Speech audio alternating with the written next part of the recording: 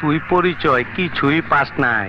আমার আসল পরিচয় পাইলে তুই খারায় মুইতা দিবি, বহনের টাইম পাবি না। হত্যা মামলায় নাম ডিপজলের। চলচ্চিত্র অভিনেতা মনোয়ার হোসেন ডিপজলের বিরুদ্ধে হত্যা মামলার অভিযোগ উঠেছে, যা বৈষম্য বিরোধী ছাত্র আন্দোলনের সময় ঘটে যাওয়া একটি ঘটনার সাথে সম্পর্কিত। ঢাকার ধানমন্ডি এলাকায় সংঘটিত ওই ঘটনায় এক যুবকের মৃত্যু হলে ঢাকার চিফ মেট্রোপলিটন ম্যাজিস্ট্রেট আদালতে ডিপজলের নাম উল্লেখ করে মামলা দায়ের করা হয়।